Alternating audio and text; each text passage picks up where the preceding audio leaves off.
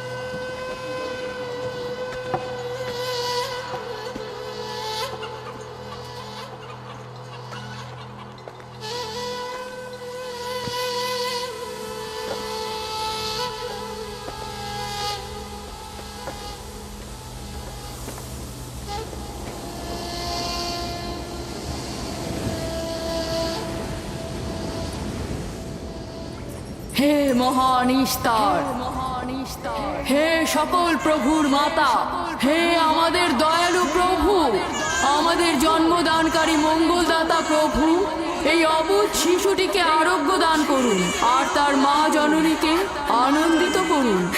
এই অবুঝ শিশুর মাতা প্রতিজ্ঞা করেছে প্রভু, তোমার দরবারে সে মূল্যবান হাদিয়া প্রদান করবে।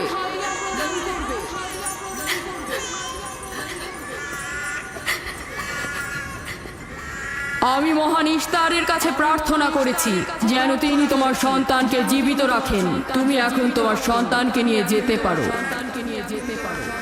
তুমি তোমার সন্তানকে ঠিক সেভাবে মানুষ করবে যেন সে বড় হয়ে নিজেকে ইস্তারের সেবায় বিলিয়ে দিতে পারে। আপনিও মহান ইস্তারের কাছে আমি অনেক কৃতজ্ঞ। মহান ইস্তারের ওপর রহমত বর্ষিত হোক। আপনার ওই ইস্তারের মেহেরবানিতে আমার মৃত সন্তান জীবিত অবস্থায় ফিরে এসেছে। ইস্তার মহান, তার উপর রহমত বর্ষিত হোক। ইস্তার মহান, তার উপর রহমত বর্ষিত হোক। মহান ইস্তার, তার উপর রহমত বর্ষিত হোক। ইস্তার মহান, ইস্তার মহান, তার উপর রহমত। এই বাচ্চাটির মতো আমাদের সন্তানও নিশ্চয়ই সেরে উঠবে, তাই না? ইস্তার খোদা দয়ালু ও শক্তিশালী, তিনি নিশ্চয়ই আমাদের বাচ্চাকে সাফা দেবেন। হ্যাঁ, আমারও তাই মনে হয়। চলো যাই। তোমাদের এ কি হলো? তোমরা তো নিজেরাই ফেরেশতার সেজদা পেয়েছো, আর এখন কিনা নিজেরাই নিজেদের সেজদা করছো। এই পৃথিবীর সৃষ্টির সকল কিছুই ইনসানকে তাসলিম করে, আর তোমরা কিনা প্রাণহীন নির্জীব পাথরকে তাসলিম করছো। এই শোনো, খবরদার বলছি, তুমি এসব বেহুদা কথাবার্তা বলে আমাদের খোদাকে অপমানিত করবে না। আমি এই কথাগুলো নিজে থেকে বলছি না, আমি খোদা কর্তৃক প্রেরিত কথাগুলো এই কিতাব থেকে বলছি। এটি হচ্ছে আসমানি সহি কিতাব, যা আমার দাদা ইব্রাহিম নবীর উপর নাজিল হয়েছিল। আমি তার দিনের অনুসারী এবং এই কিতাবের প্রচলন ও দাওয়াত প্রদানকারী। নিজে থেকে কিছু বলছি না। ওই আসমানি কিতাবে কি লেখা আছে আমাদের খোদাদেরকে অপমানিত করতে হবে? আমি অপমান করছি না, শুধু প্রশ্ন করছি। যদি জেনে থাকো তাহলে উত্তর দাও, আর যদি না জেনে থাকো তাহলে স্বীকার করো। তোমাদের জিজ্ঞাসা করছি, ওই মন্দিরে রাখা ইস্তারের মূর্তিগুলো কি তোমাদের প্রভু নাকি তোমাদের তৈরি বস্তু? ইস্তার তোমাদের উপর প্রভাব বিস্তার করে নাকি তোমরা ইস্তারের উপর? ইস্তার তোমাদেরকে শাসন করে নাকি তোমরা ইস্তারকে? পাথরের তৈরি ইস্তার যদি দুর্বল ও অক্ষম হয়ে থাকে, তবে কি করে আমাদের বাচ্চাদেরকে সাফা দেয়? সত্যি কথা, আমরা দেখেছি। হ্যাঁ, তার হাকিকাত আছে। ইস্তার তার সন্তানকে সাফা দিয়েছে, আমি দেখেছি। ওই প্রজ্ঞাবান যিনি তোমাদের আহাজারি শুনেছেন, তিনি তোমাদেরকে সাফা প্রদান করেছেন, না ইস্তার। যদিও তোমরা খোদা ছাড়া প্রার্থনা করেছো আর তিনি ছাড়া তোমরা সাহায্য চেয়েছো, কিন্তু তিনি সকল কিছু সম্বন্ধে অবগত আছেন, তাই তোমাদের আহাজারিতে তার রহমত বর্ষিত হয়েছে, তোমাদেরকে সে সাহায্য করেছে। সাধারণ দৃষ্টিতে তোমরা ইশতারকে দেখেছ, অন্তর্দৃষ্টিতে দেখোনি, তাই মূল সাফা প্রদানকারীকে চিনতে পারোনি। ইয়াকুবের কথার মূল অর্থটা আমি এখন বুঝতে পারছি। সে চাইছে যে আমরা আমাদের খোদাদেরকে বাদ দিয়ে তার খোদার ইবাদত করি। আমরা আমাদের খোদার অনেক কল্যাণকর কাজ দেখেছি, তোমার খোদা কি দেখছি? আমি তোমাদেরকে সকলের চাইতে ঊর্ধ্বে অবস্থিত খোদার দিকে আহ্বান করছি। তিনি সৃষ্টির সকল কিছুর চাইতে ঊর্ধ্বে। তাই নাকি? কি করে বুঝবো তোমার খোদা অন্যান্য সকল খোদার চাইতে ঊর্ধ্বে? তুমি আর তোমার খোদা ও ইস্তারের মন্দিরের ধর্মযাজকের মতো স্বর্ণরৌপ্য লুটে নিতে চাইছো না, তা কি করে বিশ্বাস করব? আমার বাস্তব অবস্থা হচ্ছে আমি গভর্নর লাবানের নিয়োজিত রাখাল। আমার কোনো কিছুই নেই, আর কোনো কিছুর জন্য আমি কারো কাছে প্রতিদানও চাইনি। তোমরা কি আমাকে আমার কাজ অন্বেষণ আর রাখালি করা ছাড়া আর কিছু করতে দেখেছো? দেখেনি জন্য কি এখন আমাদের দেখতে হবে? তুমি হয়তো সুযোগের অভাবে ভালো আছো, নয়তো তুমিও কোনো অংশে কম যেতে না। তোমরা সবাই একই রকম। ধর্মকে তোমরা মুখোশ বানিয়ে নিজেদের আখের গুছিয়ে নাও, সহজ সরল মানুষদের ঠকিয়ে তাদের সম্পদের রাজা হও। তোমার কষ্ট বুঝতে পারছি। তোমার সন্তান মৃত্যুর কোলে ঢলে পড়েছে, অথচ কেউ তাকে সাহায্য করতে এগিয়ে আসেনি। না ইশতার জাদুকর, না ওই মন্দিরের খোদা ইশতার। তাই সকল খোদাকে দোষারোপ করার অধিকার হয়তো তোমার আছে। মন্দিরের অক্ষম ইস্তারের সঙ্গে আমার কোনো কাজ নেই। আমার কথা তোমার না দেখা প্রভুর সঙ্গে। আমরা অনেক ধৈর্য ধরেছি আর অনেক কষ্টও করেছি। এখন আর কোনো নতুন খোদাদের ধৈর্য ধরার মতো অবস্থা আমাদের নেই। আমাদের ধর্মযাজক আসছে, ফারাজ তার কথার শাস্তি পাবে। পালাও ফারিস, তুমি পালাও। ওইদিকে পালিয়েছে। ওইদিকে যাও, ওকে বন্দি করে নিয়ে এসো। দেখো যেন পালিয়ে না যায়। ওকে ছেড়ে দিন, যে করে হোক ওকে ধরে নিয়ে ফিরবে। ছেড়ে দিন, ওকে মাফ করে দিন।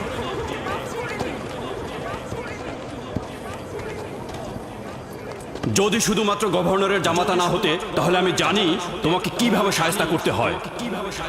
মন্দিরের কোনো প্রতিনিধির সাথে আমার কোনো কাজ নেই। তোমরা সবাই চলে যাও। ইয়াকুবের কুফরি কথায় তোমরা কেউ কান দেবে না, আর কেউ বিশ্বাস করবে না। তোমরা কি কেউ দেখছো না? হ্যাঁ? এই ইয়াকুব তার কুফরি কথাবার্তার কারণে ফাদ্দানে দুর্ভিক্ষ নিয়ে আসছে। আমাদের ধর্মযাজক ঠিক কথাটাই বলেছেন।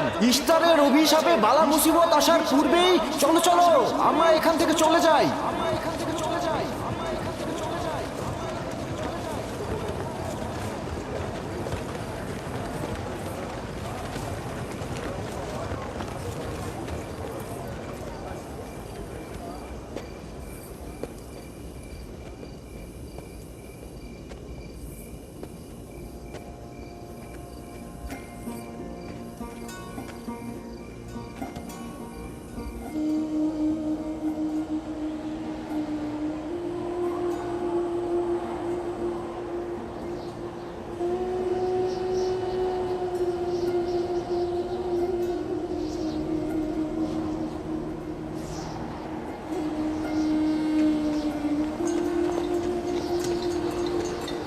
যদি খুব শীঘ্রই বৃষ্টিপাত না হয়, তাহলে ফাদ্দানবাসীর সকল ফসল নষ্ট হয়ে যাবে।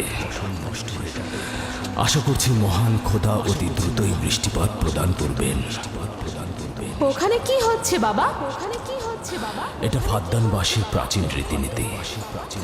এখানে ইশতার নিয়ে কেউ কটু কথা বললে তাকে আগুনে নিক্ষেপ করে হত্যা করা হয়। বিচার করা হয় না সে সত্য বলেছে কিনা। ছেড়ে দাও, ছেড়ে দাও আমাকে বলছি। ছেড়ে দাও, আমাকে ছাড়ো বলছি। হে মহান ধর্মগুরু, ওকে মাফ করে দাও, আমাদের উপর রহম করো। আমাকে ছাড়ো, ছাড়ো। আমার কি দোষ? আমি তো কিছু করি নাই। আমি কি বলেছি তোমাদের? আমাকে এভাবে বেঁধে নিয়ে যাচ্ছ। আমাকে ছাড়ো।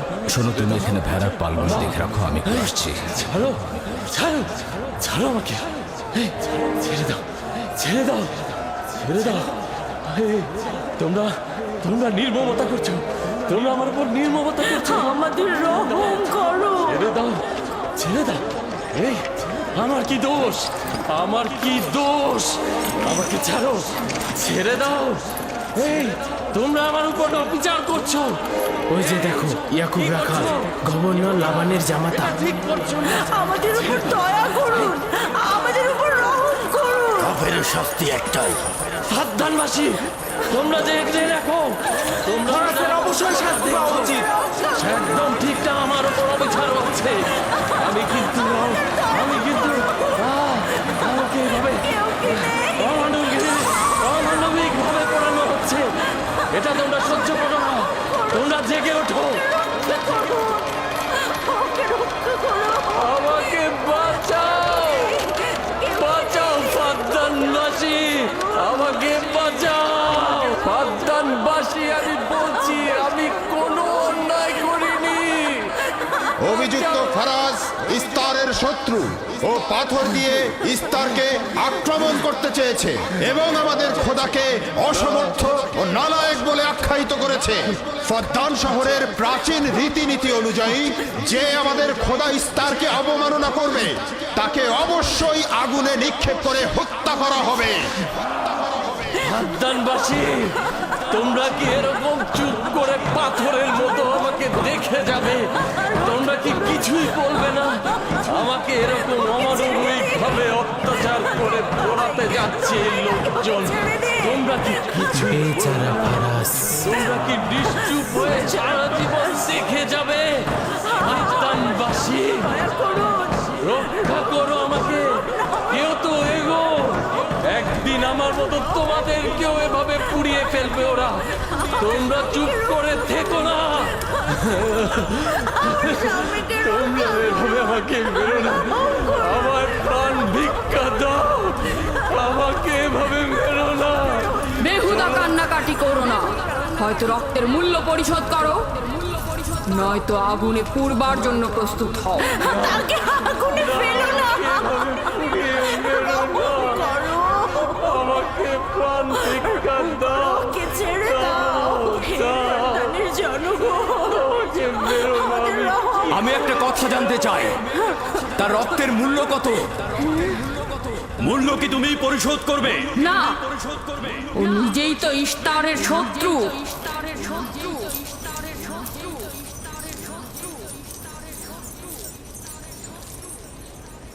তুমি নিজেই তো ইস্তারের শত্রু। প্রথমে তোমার নিজের রক্তের মূল্য পরিশোধ করো। তাহলে আমাকে বন্দি করছো না কেন? বন্দি করো। অগ্নিপিণ্ডের মধ্যে নিক্ষিপ্ত হওয়া তো আমাদের বংশের প্রাচীন ঐতিহ্য। আমার দাদা ইব্রাহিম, উনিও তো একবার নমরুদের আদেশে অগ্নিপিণ্ডের মধ্যে নিক্ষিপ্ত হয়েছিলেন। এখন পর্যন্ত তুমি যে গ্রেপ্তার হওনি তার কারণ তুমি হচ্ছ গভর্নরের ভাগিনা। তার অর্থ দাঁড়াচ্ছে এই যে আমার মামা গভর্নর লাবান ইস্তারের খোদাকে অবমাননা করতে পারে কোনো শাস্তি ছাড়াই। ওকে গ্রেপ্তার করো আর ওর দাদার মতো ওকেও আগুনে নিক্ষেপ করো।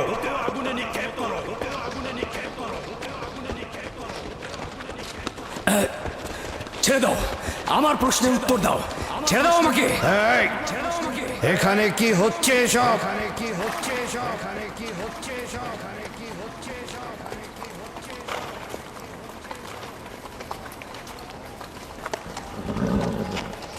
ওকে ছেড়ে দাও আর অভিযুক্তকারীকেও মুক্ত করো। ফারাসের অবশ্যই শাস্তি পাওয়া উচিত। যখন ইয়াকুব জীবনের মূল্য পরিশোধ করতে চায় তখন তোমাদের কোনো অধিকার নেই ওকে শাস্তি দেবার।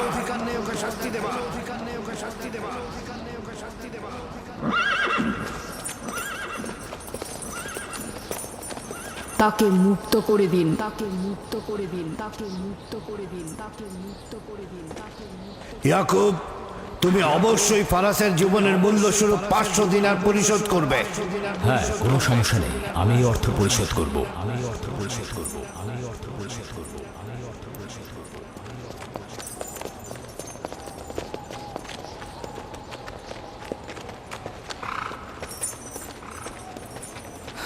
খোদা তাআলা আমার দয়ালু মামাকে হেফাজত করুন। ইয়াকুব, আমি তোমাকে কতক্ষণ এরকম বিপদ থেকে বাঁচাতে চোখে চোখে রাখবো।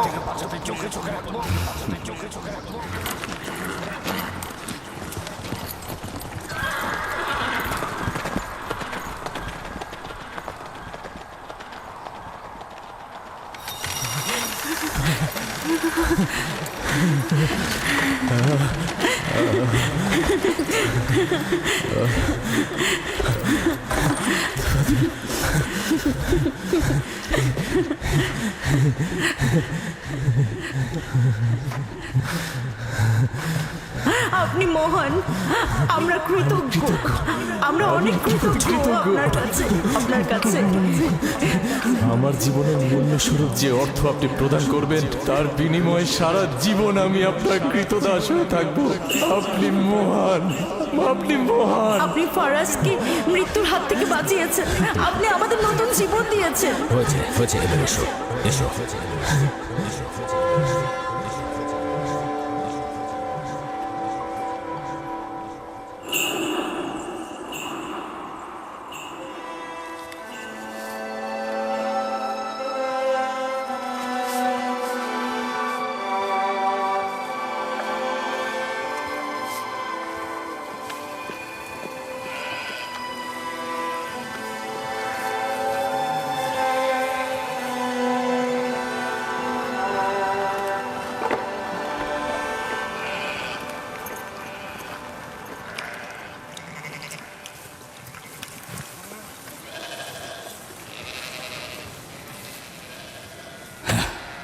লোকটি আসলেই খুব ভালো, আসার পর থেকে শুধু কাজই করে যাচ্ছে। বছরের পর বছর ইস্তার, ফাদ্দান ও ব্যাবলের লোকজনকে অন্যায়ভাবে কোরবানি দিয়ে আসছে। আজ তোমার পিতার জন্য আমি ও ফারাজ বেঁচে গেছি। আপনি ওর জীবন বাঁচিয়েছেন বলেই ও ইস্তার পূজা ছেড়ে এক খোদার ইবাদতে মশগুল হয়েছে। হ্যাঁ, তা হয়েছে রাহেলা। আসলে যখন সে মৃত্যুর হাত থেকে রক্ষা পেয়েছে তখনই এক কথায় বিশ্বাস এনেছে। আমাদের মুসাফির কখন পৌঁছবে?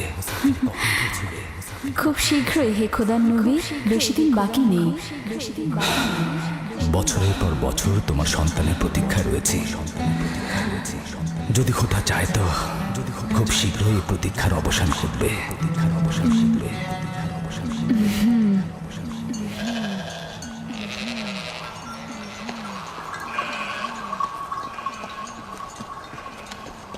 ইস্তেকদার, তোমার ও তোমার পরিবারকে সালাম। তোমার উপরও দরুদ বর্ষিত হোক ইয়াকুব রাখাল। কৃতজ্ঞতা জ্ঞাপন করছি। মন্দিরে ইস্তারের জন্য খোরমা হাদিয়ে নিয়ে যাচ্ছ। প্রভুদেরকে তো অবশ্যই খুশি করতে হবে, তা না হলে তো এবছর বৃষ্টিপাত হবে না, তাই না?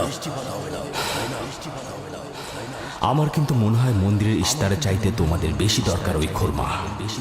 তোমার কাজ হচ্ছে আমাদের খোদাকে অপমানিত করে আমাদেরকে রাগান্বিত করা, তাই তো? তোমরা কি নিশ্চিত যে ইস্তারের মন্দিরের ওই পাথরের মূর্তিগুলো সত্যিকার অর্থে বৃষ্টি বর্ষিত করতে পারবে? তোমার এসব কুফুরি কথাবার্তার কারণেই আমাদের মন্দিরের খোদা নাখোশ হয়েছে, আর এই কারণেই ফাদ্দানের আকাশে আজ মেঘ নেই। এই ইয়াকুব, ইস্তারের অবমাননা থেকে তুমি নিজেকে রক্ষা করো। চলে এসো, চলে এসো।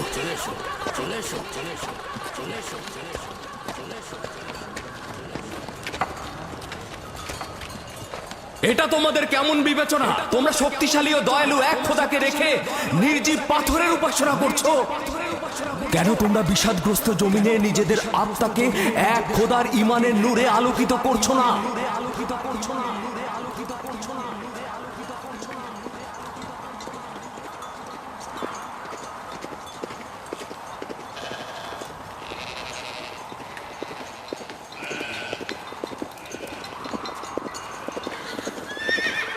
হে মহান ইস্তার ইলাহি, তোমার ফলপ্রসূ এই মন্দিরখানা তোমার শত্রুদের রক্ত দ্বারা পবিত্র করব। শুষ্ক মৌসুমকে এই অঞ্চল থেকে দূর করে দাও, তোমার রহমতের বৃষ্টি বর্ষণ করো। হে মহান ইস্তার ইলাহি, তোমার এই ফলপ্রসূ মন্দিরকে তোমার শত্রুদের রক্ত দ্বারা পবিত্র করব। হে মহান ইস্তার ইলাহি, এই অঞ্চলের শুষ্ক মৌসুমকে তুমি দূর করে দাও, তোমার রহমতের বৃষ্টি বর্ষণ করো। ইয়াকুব আবার মন্দিরের বিপক্ষে দাঁড়িয়েছে, আমাদের খোদাকে অবজ্ঞা করেছে। বৃষ্টি বর্ষণ করো। হে ইস্তেকদারের সাথে মন্দিরে ঢোকার সময় কথা বলেছে, তোমার আমিও দূর থেকে দেখেছি। বর্ষণ করো। হে মহান ইস্তার ইলাহি, ইয়াকুব হাত গুটিয়ে বসে থাকবে না। তোমার দুশমনদের ধ্বংস করো, আর ফারদানের জনগণের উপর রহমতের বৃষ্টি বর্ষণ করো।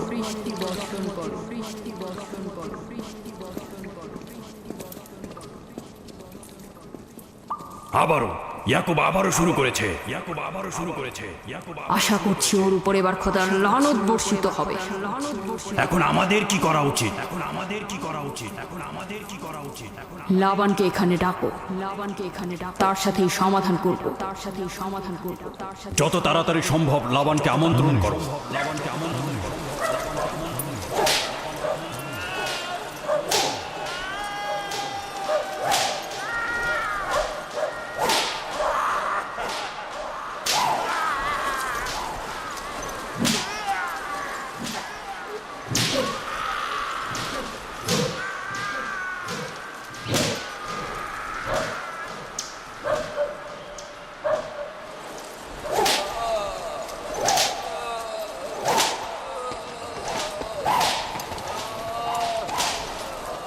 জনাবে আলী, ইস্তার মন্দিরের মহান ধর্মগুরু আপনাকে সাক্ষাতের জন্য আমন্ত্রণ জানিয়েছেন।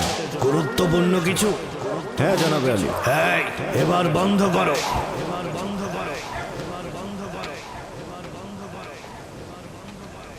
তুমি যদি আবারও চুরি করেছো তাহলে তোর আর আঘাতে আর জীবিত ফিরবে না। আমি কথা দিচ্ছি এমন ভুল আর কখনো হবে না। ছেড়ে দাও একে। এসো।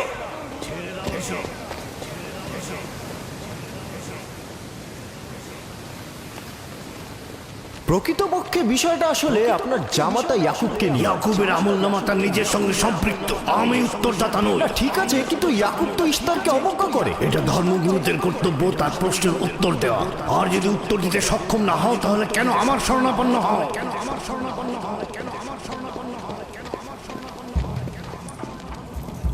খোদার চাইতেও বড় খোদা মহান ইস্তার রাগান্বিত হয়েছেন। আমি দুর্ভিক্ষ দেখতে পাচ্ছি, যা ফারদানের জনগণের জন্য শুষ্ক মৌসুম আর মৃত্যুর কারণ হতে যাচ্ছে। জনাবে আলী, আপনি একটু অপেক্ষা করুন, আমি ধর্মগুরুকে খবর দিচ্ছি। মহান ইস্তারকে সে রাগান্বিত করেছে। এই অপমান ইস্তার সহ্য করতে পারছেন না। কেউ একজন ইস্তারকে খেপিয়ে তুলেছে। যে মহান খোদাকে অপমান করেছে সে দ্রুতই শাস্তি পাবে। মহান ইস্তার তার বলি যাচ্ছেন। লাবান, কেন তোমার ভাগিনে ইয়াকুবের কুফরি বন্ধ করছো না? তোমরা তো ব্যাবিলনের জনগণের ইমানের মালিক। তার প্রশ্নের জবাব দিয়ে দাও। আমি তো গভর্নর, ধর্মগুরু নই। কিন্তু সে তোমার ভাগিনা এবং তোমার কন্যাদের স্বামী। আমি ফারদানের শান্তি আর নিরাপত্তায় নিয়োজিত। আমার ভাগিনার কার্যাবলী দেখার জন্য নয়। এই কারণেই তাকে শান্ত করতে হবে। সে ফারদানের শান্তি নষ্ট করছে। ফারদানের শান্তি ফিরিয়ে আনতে হবে, তা না হলে অতি দ্রুত ফারদানের বুকে দুর্ভিক্ষ নেমে আসবে। আর এটার দায়ভার সম্পূর্ণ ইয়াকুবের। কি করে করি বলো? ইয়াকুব এখানে ভেড়া রক্ষণাবেক্ষণের প্রধান ব্যক্তি, অর্থনৈতিক চালিকা শক্তিও বটে। আর ও কিনা হয়ে গেল এখানকার বদখতের প্রধান কারণ। হ্যাঁ, কারণ ও এখনো ইস্তারের কুফরি করেই যাচ্ছে। ইয়াকুব তো ব্যাবিলনের খোদাদের উপর ঈমান আনেনি, কিন্তু তারা তো কিছু বলেনি। ব্যাবিলনের খোদাদের প্রতি ঈমান না আনলেও তাদেরকে কখনো অবজ্ঞা করে কথা বলেনি। কিন্তু এখানে তো সে মহান ইস্তারকে অবমাননা করেই চলেছে। তুমি অবশ্যই তাকে শান্ত করবে। অবমাননা করে? অবশ্যই করে। তুমি কি কখনো ভেবে দেখেছো যে ব্যাবিলন রাজ্য কেন তোমাকে নিয়োজিত করেছে? তাহলে এটাও জেনে রাখো কেন আমাকে গভর্নর নিয়োগ করা হয়েছে। উত্তম হলো এটা জানা যে আমি ব্যাবিলন থেকে ফরমান গ্রহণ করি, না তোমাদের থেকে, না তোমাদের ইস্তার থেকে। যদি ইস্তারের মন্দিরের ধর্মগুরু বাবেল এই কথাগুলো তুলে ধরেন তবে কোনো অসুবিধা নেই তো।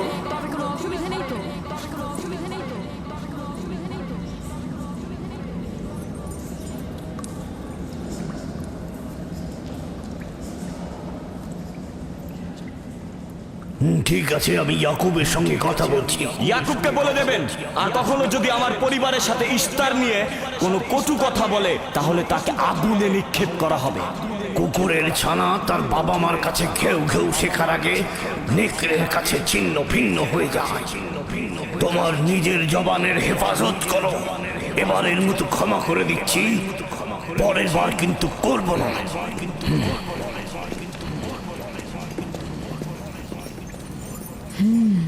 সবাই শুনে রাখো, যদি দুর্ভিক্ষের কারণে আমার ফসল নষ্ট হয় তবে ইয়াকুব আর তার পরিবারের কাউকে আমি জ্যান্ত রাখবো না। দেখা যাক না, একবারই তো কোনো কথা বলে লাভ নেই।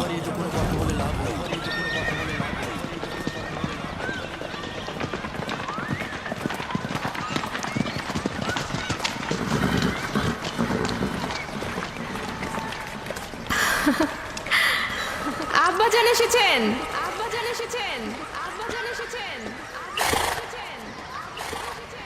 আসসালামু আলাইকুম আব্বাজান, এবার অনেকদিন পর এলেন। সালাম আব্বাজান। কি সৌভাগ্য আমাদের, ফাদ্দান আরামের মহৎ ব্যক্তি দেশের গভর্নর তাহলে সময় পেলেন মেয়েদের দেখতে আসার। এই ইয়াকুবটাকে নিয়ে আর পারি না। কি হয়েছে আব্বাজান? আবারও কি ইস্তার মন্দিরের ধর্মগুরুরা অভিযোগ করেছেন? তার মানে ফারদানের এইসব দাঙ্গা হাঙ্গামা ধর্মগুরুদের ষড়যন্ত্র। ইয়াকুব এগুলোর সঙ্গে জড়িত নয়, তাই তো? আব্বাজান, আপনি খুব ভালো করে জানেন ইয়াকুব রেসালাত আর নিজের কাজ ছাড়া অন্য কিছুই করে না। কয়েক হাজার বছরের প্রচলিত ইস্তার মন্দিরের সঙ্গে তার কি কাজ? যদি সে এটাই চায় যে সে তার পিতামহের দিন প্রচার করবে, তাহলে সে আমাদের পরিবারের সঙ্গে করুক। কিন্তু মানুষের বিশ্বাসকে কেন অবমাননা করছে? আমার মনে হয় আব্বা আপনি ভুল করছেন। সে অবমাননা করছে না, সত্য প্রচার করছে। আব্বাজান, কিছু মনে করবেন না। ইয়াকুব আসলে এক খোদার প্রতিনিধি হয়ে তার নিয়মকানুন সম্পর্কে জনগণকে সচেতন করে তুলছেন, যেটা তার কর্তব্য বলে মনে করছেন। যেরকম আপনার কর্তব্য ফাদ্দানের জনগণের নিরাপত্তা প্রদান করা। তোমরা তার মতো কঠোর ও বেপরোয়া হয়েছ। আমি যদি চাই দায়িত্ব পালন করতে, তাহলে তোমরা মরুভূমিতে ভবঘুরে হয়ে ঘুরবে। আব্বাজান, আমি আর আমার বোন লিয়া আমাদের স্বামীর দিনে অটল আছি, তাই এক খোদার আইন বাস্তবায়নে আমরা তাকে সাহায্য করেই যাব। তোমরা সবাই দেওয়ানা হয়ে গেছো। তোমরা কেউ আমার অবস্থার কথা চিন্তা করছো না। তোমরা কি জানো, ব্যাবিলনের ধর্মগুরু যদি জানতে পারে আমার ভাগিনা ইস্তারের বিরুদ্ধে অপপ্রচার চালাচ্ছে, তাহলে আমার কি অবস্থা হবে ভাবো। আমি তখন কতটা বিপদে পড়বো। ইয়াকুবের খোদার শক্তি ওই বাবেলের মন্দিরের ইস্তারের থেকে অনেক বেশি।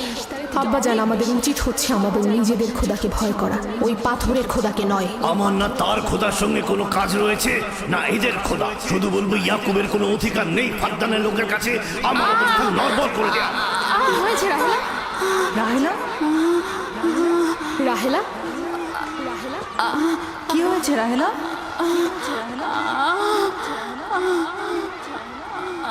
রাহেলা, রাহেলা, কি হলো তোমার? এমন করছো কেন? আলহামদুলিল্লাহ, মনে হয় সময় হয়ে গেছে। যাও, রাত্রিকে খবর পাঠাও। আচ্ছা আচ্ছা, যাও, চলো আমরা সবাই মিলে ওকে ঘরে নিয়ে যাই। হ্যাঁ চলো চলো চলো, ঘরে নিয়ে যাই ওকে। আস্তে পলাশ, বলুন জনাব। যাও তুমি মরুভূমিতে যাও, ইয়াকুবকে বলো এখনই যেন চলে আসে। খুবই দ্রুত যাও। জি আচ্ছা। আমার ঘোড়াটা নিয়ে যাও।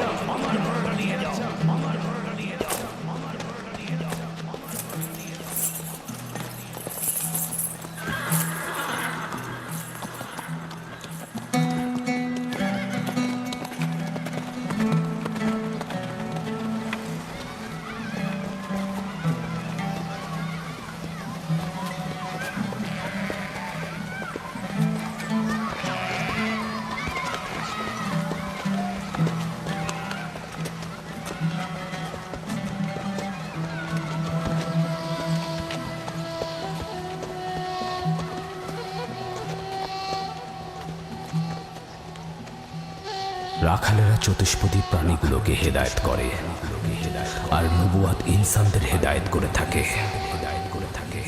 সম্ভবত এ কারণেই অধিকাংশ নবী রাখাল ছিলেন। আমি ইসরায়েল, ভেড়াগুলোর সঙ্গে আমার সন্তানদেরও মরুভূমিতে নিয়ে এসেছি, যাতে তারা হেদায়েত গ্রহণ শিখতে পারে। আমার সন্তান বনি ইসরায়েলেরা কেন ক্ষমতা ও পেশি শক্তিকে মূল দ্বন্দ্ব হিসেবে মনে করছে? আমি তো তাদেরকে পেশি শক্তি বা জোর করে চাপিয়ে দেওয়া কোনো কিছু শিক্ষা দেইনি। তোমরা কি শুরু করলে? তোমরা কি শুরু করলে? ওঠো ওঠো জামুন, ওঠো। আমার উত্তরাধিকারী ও পরিবারের প্রধান সেই হবে যে খোদাকে সবচাইতে বেশি ভালোবাসবে। ইব্রাহিম ও ইসহাক ছিলেন সর্বোৎকৃষ্ট, তার মানে এই নয় যে তারা অধিক শক্তিশালী ছিলেন। শক্তি দিয়ে সবকিছু জয় করা যায় না।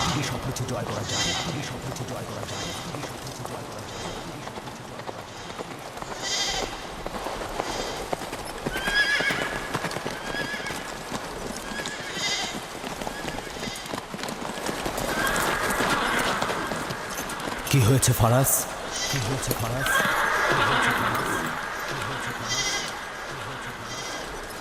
তোমরা ভেড়াগুলোকে নিয়ে আসো।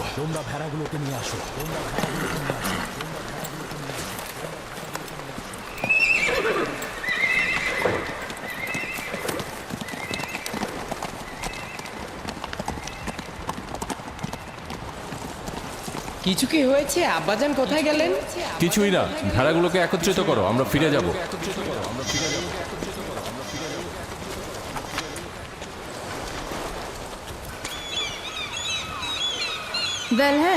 হ্যাঁ, রাহেল তো তোমার সতীন। রাহেলের সঙ্গে তোমার অনেক ভালো সম্পর্ক দেখছি। ওই সন্তান না থাকায় ভালো সম্পর্কটা ছিল। রাহেলের সাথে ভালো সম্পর্ক ছিল, ওই ইয়াকুবের সাথেও ভালো সম্পর্কটা ছিল। আমার সন্তান নেই, তার সন্তান হচ্ছে, ভালো সম্পর্কটা থাকে কি করে? এমন ভাবে বলছো কেন? রাহেল আর ইয়াকুব তো ইনসান হিসেবে খুবই ভালো। হ্যাঁ, কিন্তু ইয়াকুব তো রাহেলকে অনেক বেশি ভালোবাসে। আর যেহেতু এখন তার সন্তান হচ্ছে, তার স্থান তো সব স্ত্রীর থেকে উপরেই হবে, তাই না? ইয়াকুবের কয়টা স্ত্রী? 4 জন। আমি, লিয়া, জুলফা ও রাহেলা। এই বাদ দাও তো এসব, তাড়াতাড়ি চলো, না হলে শব্দ শেষে আবার আমার ঘরেই পড়বে। আরে আমি তো জানি ইয়াকুব বড় ন্যায়পরায়ণ আর মেহেরবান। সকল হিংসা ভুলে একটু ভালোবাসাটাকে বাড়াও, দেখবে সেও তোমাকে খুব ভালোবাসবে। আর ও তো খুব ভালো মানুষ। জনাবে আলী লাবান, আপনার ওপর শান্তি বর্ষিত হোক। ভালো পুরস্কার পেতে যাচ্ছ, কিন্তু রাহেল আর তার সন্তানকে সুস্থ চায়। চিন্তা করবেন না, আমি অনেক অভিজ্ঞ থাকি।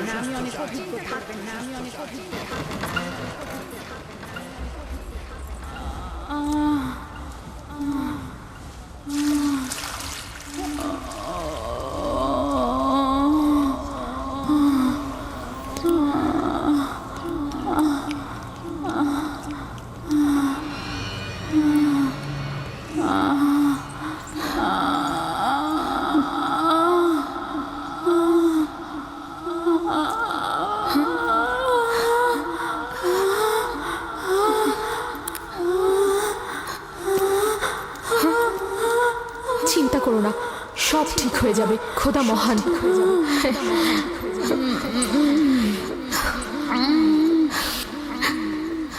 রাহেল, রাহেল, রাহেল, এই যে রাহেল, কি হলো? কথা বলো। রাহেল, রাহেল, রাহেল, রাহেল, রাহেল হুঁশ হয়ে গেছে। রাহেল, রাহেল চোখ খোলো। রাহেল কথা বলো। রাহেল, রাহেল, এই যে রাহেল। রাহেলা, হ্যাঁ, এমন তো নয় তার উপর ইস্তারের খোদা রাগ পড়েছে।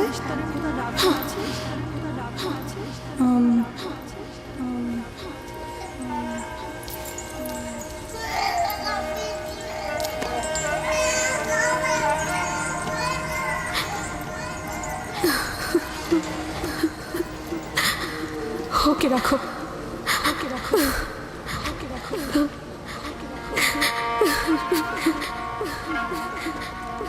তোমরা তোমার খালার জন্য দোয়া করো, তোমাদের দোয়া খুব তাড়াতাড়ি কবুল হবে।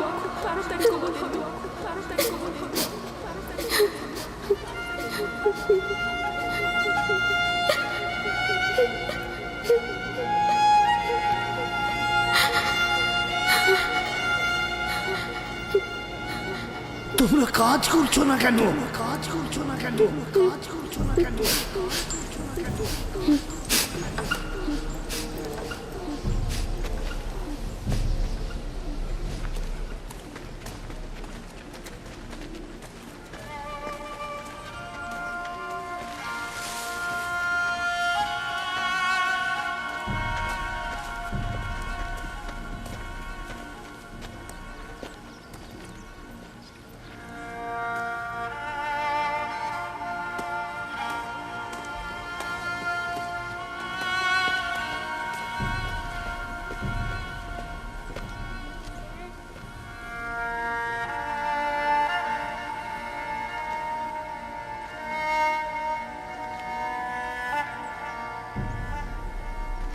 কেউ একজন ইস্তারকে রাগান্বিত করেছে। আগুন ও রক্ত দেখতে পাচ্ছি, অলক্ষণে মৃত্যুর ছায়া সর্বত্র দেখতে পাচ্ছি। আগুন প্রথমে কাফেরের পোশাকের নিম্নাংশ গ্রাস করবে। যারা ইস্তারকে অবমাননা করেছে অতি দ্রুতই তাদের ধ্বংস আসন্ন। হ্যাঁ, ইস্তার তাকে ক্ষমা করবে না, অতি দ্রুতই সে তার শাস্তি পাবে।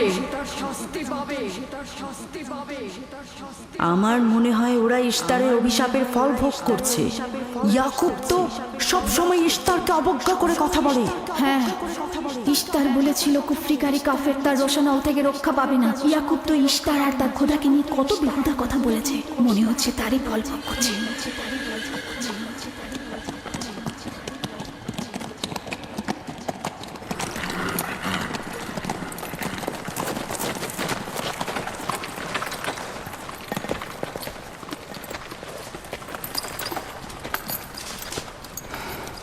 রাহেলের অবস্থা কেমন? রাহেলের অবস্থা কেমন? আমি কিছু বলতে পারছি না, আমি কিছু বলতে পারছি না, আমি কিছু বলতে পারছি না, আমি কিছু বলতে পারছি না।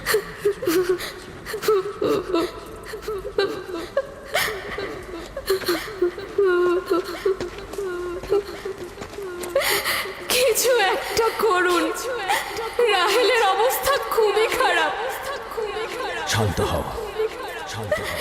খোদার উপর ভরসা রাখো, খোদার উপর ভরসা। তিনি যেমন চাইবেন তেমনই হবে, ভরসা রাখো। মানুষজন সব বলা বলি করছে, ইস্তারের অভিশাপে আমরা এই বিপদে পড়েছি।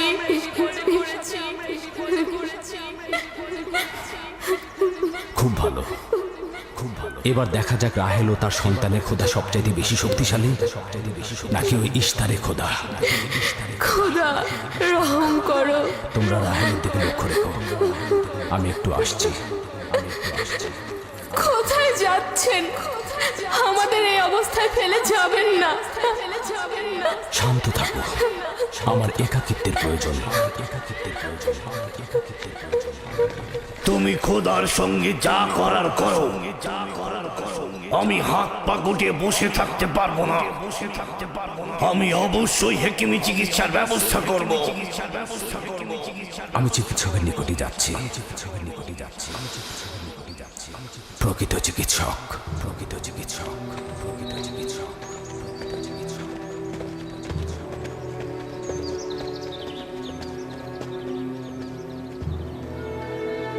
সে যেমন ফাদ্দানের লোকেদের বিপদের কারণ হয়েছে, তদ্রুপ আমার কন্যাদেরও বিপদের কারণ হয়েছে। জানি না ওর সঙ্গে কি করবো।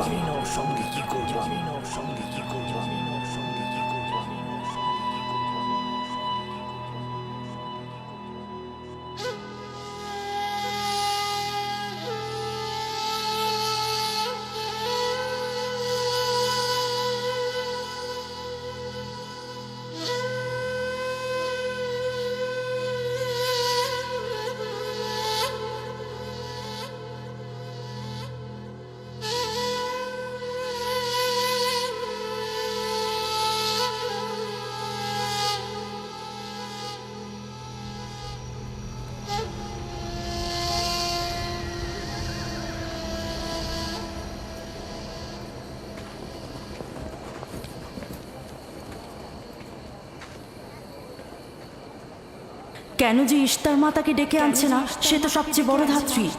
হ্যাঁ, তারা বলছি। জনাব লাবান, ইস্তারের কাছে লোক পাঠান। ধাত্রী হিসেবে সে কিন্তু সবচাইতে ভালো।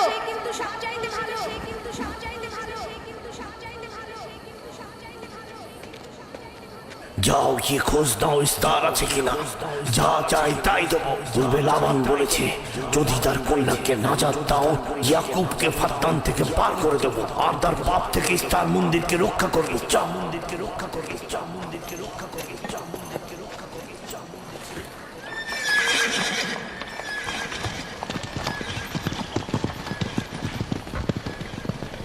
ইয়াকুব ইস্তারের খোদাকে অপমান করেছে। ইস্তারকে অবমাননা করার শাস্তি এইরকমই হয়। তোমাদের চেঁচামেচি বন্ধ করো।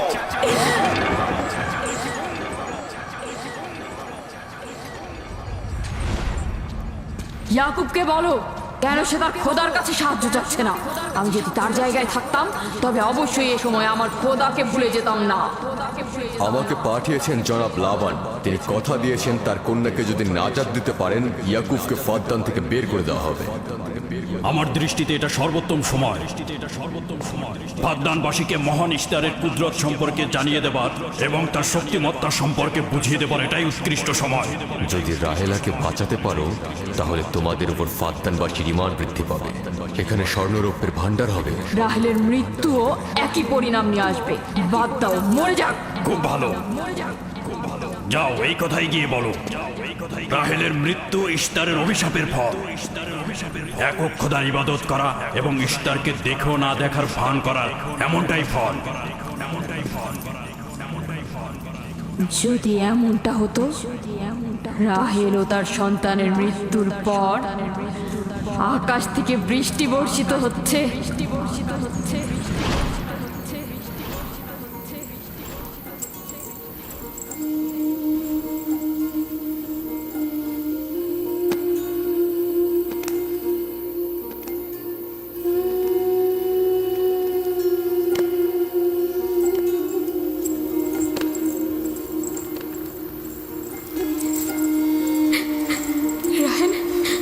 রাহেলা, রাহেলা, তুমি শুনতে পাচ্ছ?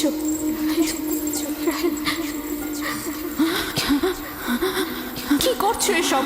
আরে ধোঁয়া দিয়ে জ্ঞান ফেরাতে হবে, তাহলে মা বাচ্চা মারা পড়বে। এই ধোঁয়া তাকে মেরে ফেলবে, সুস্থ করবে না।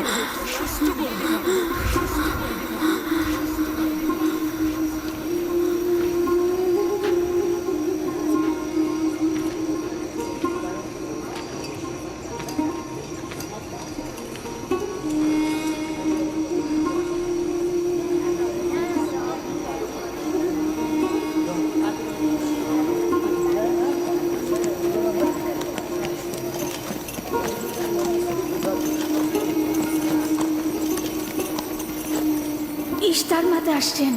দেখা যাক এবার কার খোদা বিজয়ী হয়, ইয়াকুবের খোদা নাকি মন্দিরের খোদা। আরে পরিষ্কার বোঝা যাচ্ছে বিজয়ী হবে ইশতার।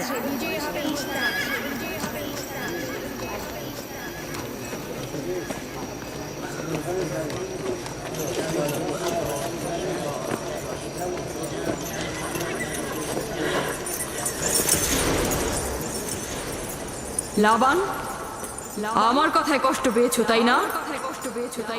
আর ইয়াকুব যে বলল তার খোদা সর্বশক্তিমান, অধিক দয়ালু, তবে তার খোদা কেন এসে তাকে সাহায্য করছে না? রাহেলের জীবন এখন তোমার হাতে, তুমি তাকে সাহায্য করো। আমি কখনোই ভাবিনি যে ইয়াকুব এত দ্রুতই মহান ইশতারের শরণাপন্ন হবে।